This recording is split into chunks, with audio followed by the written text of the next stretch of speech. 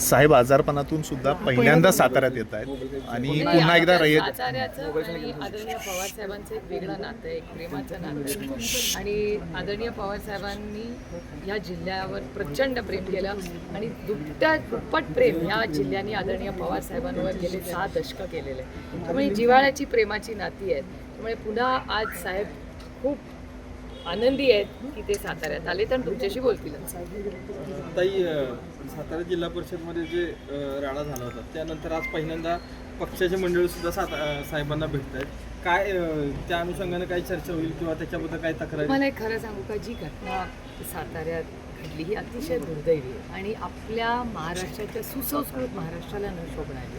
म्हणजे मला आजही विश्वास बसत नाही की छत्रपतींच्या महाराष्ट्रात, शाहू फुले आंबेडकरांच्या महाराष्ट्रात अशी घटना त्यातून साताऱ्यात होऊ शकते. हे माझ्यासाठी अतिशय अस्वस्थ करणार आहे. कोणी केलं, काय केलं हा विषयच नाही आहे. ही घटना होणं हेच महाराष्ट्राला न शोभणार आहे. अर्थातच मनातून दुःख, वेदना अर्थातच होतात, कारण याचा आजकाल मीडिया आणि या माध्यमातून या गोष्टी देशात जातात. पार्लमेंट चालू होतं जेव्हा ही घटना झाली आणि जेव्हा मी जॉईंट पार्लमेंटरी कमिटीच्या कुठल्याही पार्लमेंटमध्ये घेतले की बाकीच्या राज्यातले लोक मला म्हणतात काय चाललंय तुमच्या महाराष्ट्रात. आता मंत्री पण एकामेकाला धक्काधुक्की करायला लागले. त्यामुळे हे खूप आपल्यासाठी दुःख आहे. कोण सत्तेत आहे, कोण विरोधात ह्या विषयच नाही आहे. सुसंस्कृत महाराष्ट्रात अशा घटना कधीही झाल्या नाही. त्या होत्या आणि त्याच साताऱ्यात झाल्यात. ते आम्हाला तीव्र दुःख, वेदना आणि अस्वस्थ करणारं माझ्यासाठी वैयक्तिकपणे. ताई, पण ह्या जी काही घटना घडल्या त्या तर दुर्दैवी होताच तुम्ही म्हणताय, पण याच्यामध्ये की पक्षाचे बरेच कार्यकर्ते फोडले जात आहेत, दबावतंत्र टाकला जातोय. ह्या गोष्टी थांबवणं कुठेतरी पक्षासाठी एक महत्त्वाची बाजू ठरणार आहे. मग ते कसं तुम्ही आता ते आव्हान पेलणार आहे? सवय झाली पक्ष फोडा, आईस. मी तर सगळ्या भाषणात बोलले, संपूर्ण महाराष्ट्र नाही देशाला आता आईस माहिती आहे. आईस म्हणजे इन्कम टॅक्स, CBI आणि ED. आत्ता मी कोल्हापूरवरनं आली आहे. कोल्हापूरमध्ये तर प्रशासक नेमला आहे. मग एक आमदार म्हणतात की मोठा घोटाळा झाला आहे. मग एक मंत्री म्हणतात की आता मी 100 कोटीचा अब्रू नुकसानीचा दावा करणार आहे.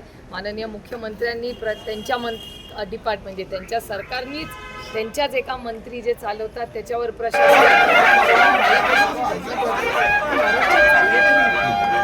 आणि असं आहे की शेवटी इलेक्शन जिंकले हा विषय नाही. कंटिन्यू कुठलंही सरकार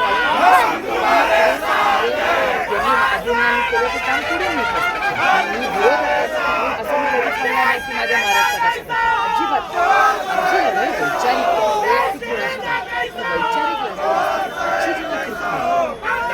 म्हणजे भ्रष्टाचाराच्या विरोधात भारतीय जनता पक्ष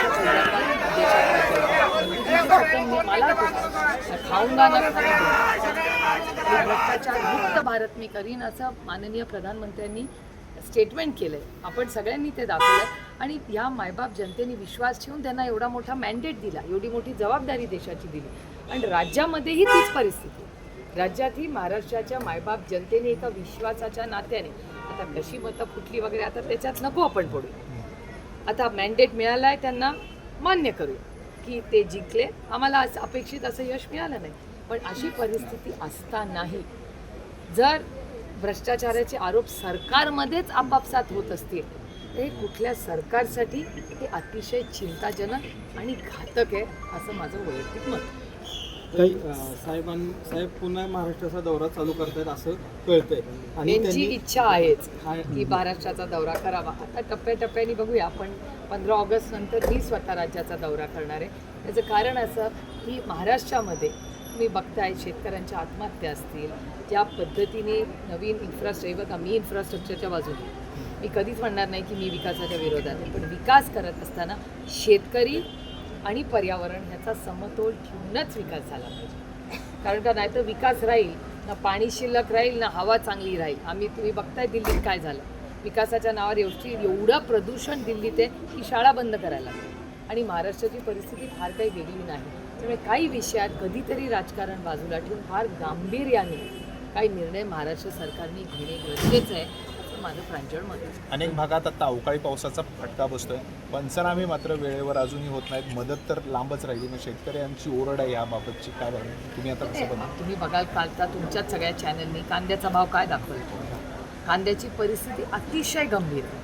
अवकाळी पाऊस अनेक ठिकाणी, म्हणजे काल तर 6 जिल्हे तुम्ही बॉक्समध्ये दाखवले की अवकाळी पाऊस चालला आहे. म्हणजे अवकाळी पाऊस आहे, त्यांना शेतीमालाला भाव मिळत नाही. जगामधली जी परिस्थिती आहे त्याच्यामुळे एक्सपोर्ट्सचा प्रॉब्लेम झाला, ज्याच्यात आपल्या शेतकऱ्यांना मध्ये 2 पैसे मिळत होते तेही आता थांबलेलं आहे. एवढी असते तर युरिया मिळत नाही, म्हणजे युद्ध एक आणखी नवीन निमित्त झालं. त्याच्या आधीही युद्ध सुरू व्हायच्या आधी युरियाचा तुटवडा आहे, तुमच्या चॅनल्सनी दाखवलेलं आहे. त्यामुळे आता परिस्थिती तुतू मेमे करण्याची नाही आहे. काल